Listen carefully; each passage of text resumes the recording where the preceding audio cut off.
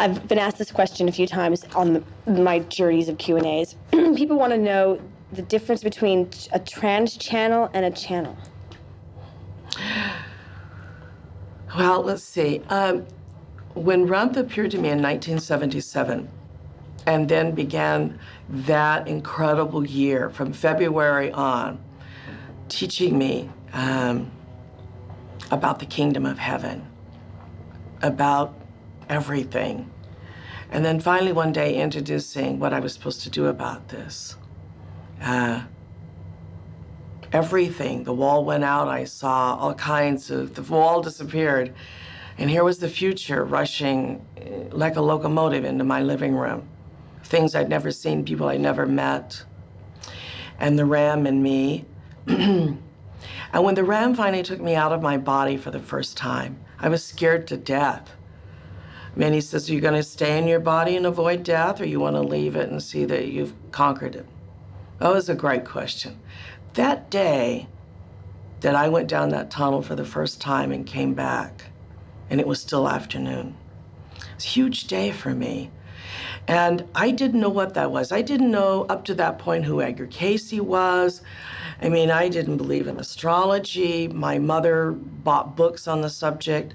I never was brought up in an environment that had so much free time that one could pursue one's boredom for lack of being busy.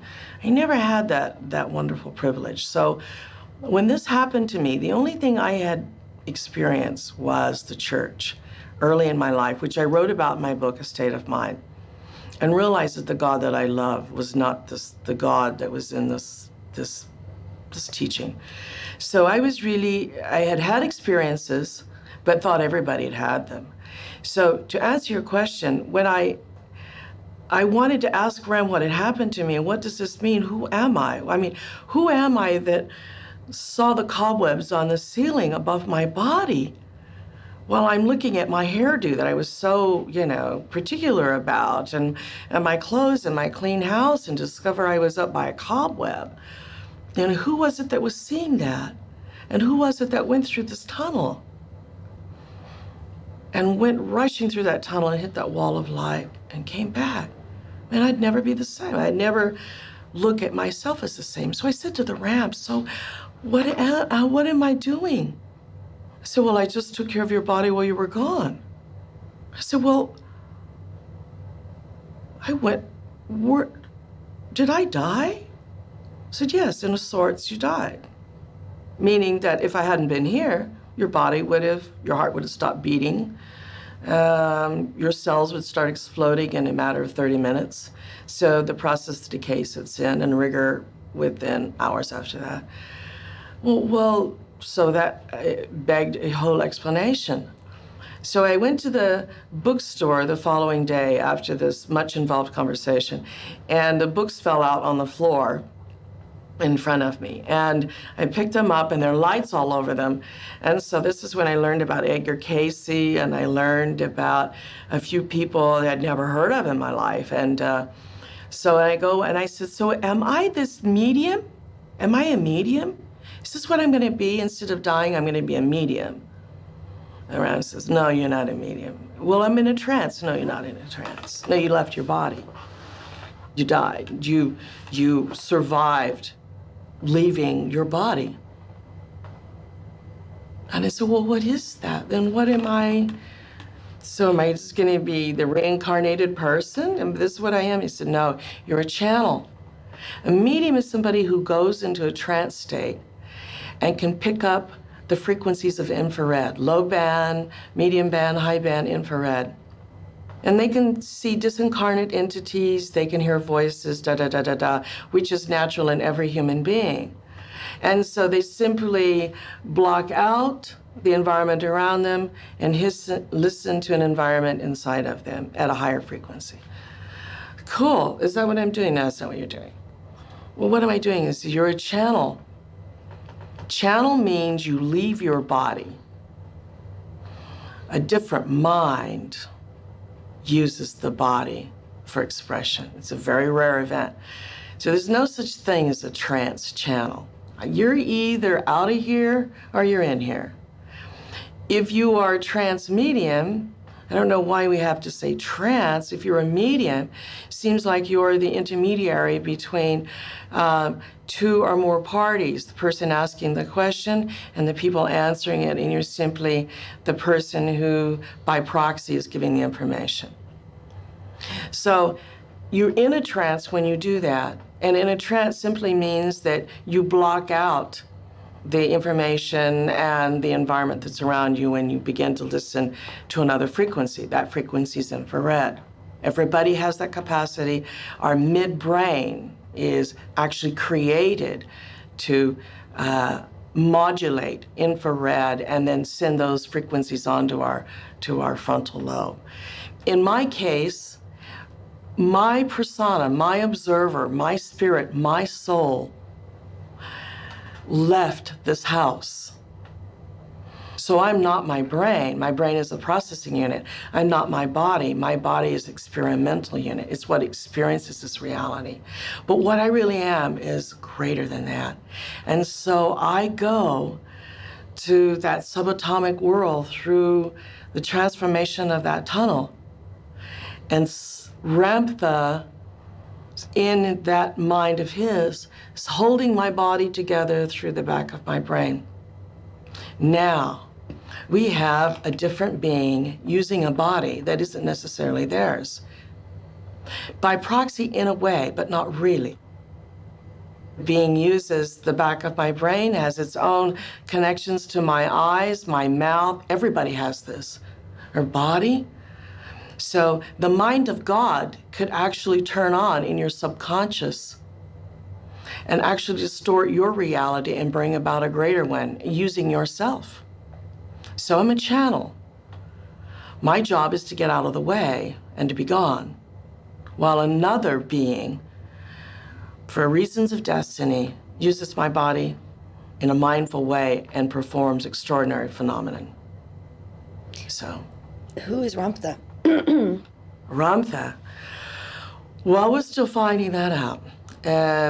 After, let's see, he appeared to me when I was 31 years old, so I was a young woman, and I'm 58 now, and he's still an enigma to me. He's a being that lived 35,000 years ago. And of course, we run into immediately science's model of history and archaeology. But there's a lot of problems in explaining Homo erectus when you still find Cro-Magnon, dating back 10 million years ago, skulls. So we have a little problem with archaeology and history. Ramtha was here 35,000 years ago, at a time period vividly explained by him over the years, over these long years. And he was a being whose race of people lived in the Pacific in a place called Lemuria, or Mu.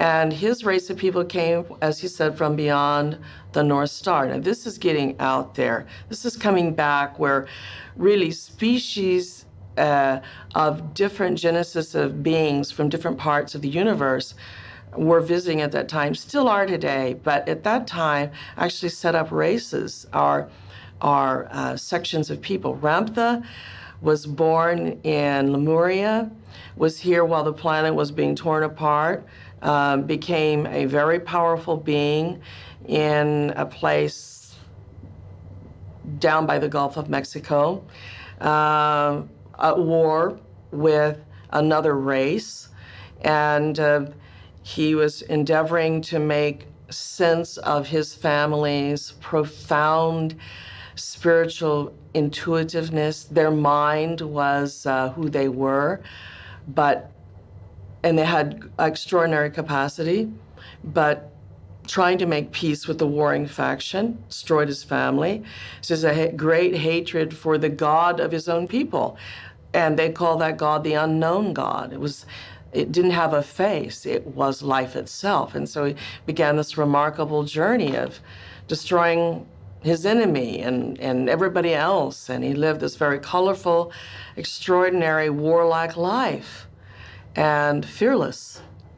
That being would betray himself, end up with a mortal wound, and would sit on a rock for 7 years contemplating his life in deep focus. Ramtha then one day had an extraordinary experience, had an out-of-body experience. That out-of-body experience set him on a journey to find out where that came from. So it took him another 7 years to duplicate the experience. So enlightenment came because the mind that he was, through his adversity of illness and sickness, was changed into the mind that could leave the body due to pain. And then that began the quest of discovering that whole new possibility of what he was, and that eventually he would find that the unknown God of his people was actually the source of life. It was and is that where we have our being from. It is that quintessential quantum field. It is that quintessential unfolding and infolding from the eternal void. And that extraordinary intelligence that comes from that is what we really are. And that the unknown God is life itself, and would find himself in a remarkable position of being able to declare that as himself. And then began the journey that once he had conquered and had figured this all out, then he looked at the horizon, which he says, where the gold meets the blue. I want to go there. Well, the mind then begins its journey and the body follows. And so the being worked with frequency and one day ascended and left his army. In time, so where is he gone? The stairway to heaven is made up of 7 great steps and 7 great frequencies. And Ram went up that stairway. Every time we raise the frequency in our body, and when we do that, is because our mind moves to another part of the brain that specializes in that frequency. And when we rest our mind in that part of the brain, then we start to vibrate. And our vibrations throughout our body allows us to move faster than the matter in which we live in. So our frequency becomes fast. He just raised his frequency, and as he modulated his frequency, he raised it higher and higher. And is it possible that a body can vibrate without shattering? He went on and on and on and finally disappeared. Now, he disappeared to us, but he's still in time on his own frequency time. So this is a being that lived 35,000 years ago, whose family came from beyond the North Star, who lived a rich and controversial life, was afraid of no one, had an army of 2 million people, and ascended at the end of his life. And where did he go? Where we all want to know. And that information of his journey and his knowledge is who is our master teacher at his school. And he's the one that shows us that we are observers, not just philosophically, but puts us in initiation and shows us we can do anything. This is the being that did it himself and calls us gods. I mean, when was the last time somebody paid you that compliment? That's Ramtha.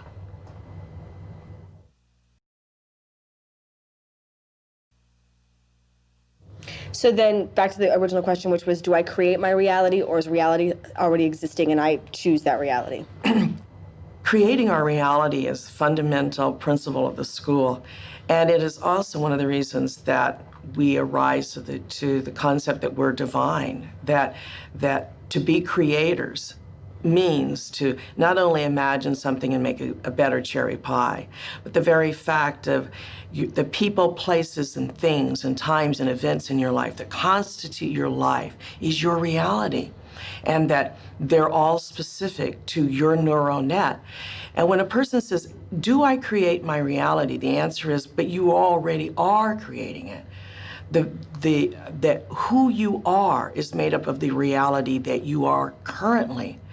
To change that, to augment that, would be to change one of those concepts of people, places, things, times, and events, because you became expanded, that you brought into your neurological makeup an idea, that you became that idea, that you embraced that idea.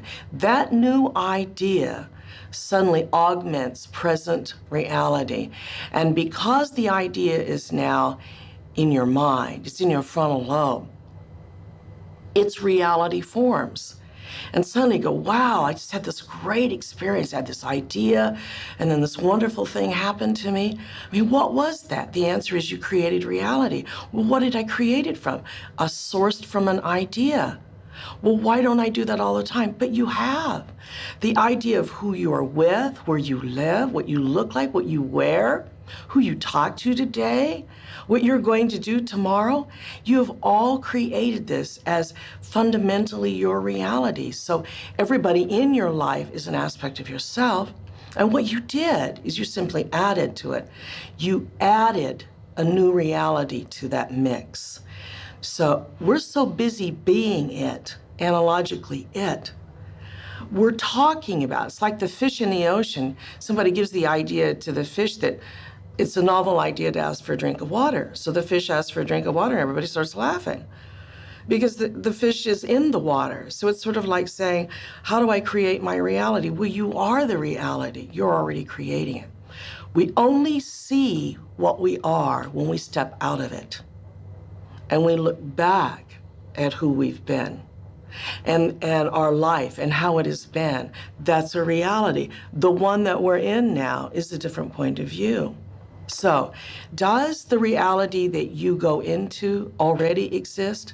Science suggests to us that parallel universes are living simultaneously, that we're living 100,000 lives or 5 lives, however much you can handle, simultaneously, and that all the things that we do are at work right now. Our future life is living, our past lives are living. I absolutely agree with that. Because I only think that the arrow of time happens to be that way because we've created the reality for time to exist that way. It's the elongation and computation of multiple experiences, which happen to be our own. So we say we did all this in one day, and then we slept all night, and then tomorrow we're going to do all of that. Those time lags are our achievements that we put in it, and they're having to do with day and night. But the idea then that we've already had this conversation is absolutely correct. Because in no time do we have the possibility of all possibilities. And here's where the many worlds concept of quantum physics becomes so fabulous and is one of the things at the heart of Ramtha's model of physics, that we are the observer. And whatever we observe through the new idea, the new concept that we put in our brain, that we hold and focus upon, becomes the observer in quantum physics that actually calls up from the ground of its being. The beginning process is in the very tiny that begins to augment our day. And so the day that we would have had fades away and the new day suddenly takes its place. And that all of these are simultaneously is absolutely correct. So you could say, well, how could I be in the future if I don't even know who I am that's in that future? But the very fact that the future exists is only a state of mind. And it's in our mind that matters the most. So how do we reach out and take advantage of simultaneous worlds? By permitting ourselves to have knowledge that threatens the old paradigm of our mind that has come to a conclusion about life. Can never come to a conclusion about life. Life is an eternal thing, just as we are an eternal thing. And we have to start searching for more meaning of what we are. Well, the meaning of what we are has yet to even be discovered by ourselves. How do we take an ordinary day and make it super extraordinary? By having the knowledge to think about the extraordinary. The day becomes it.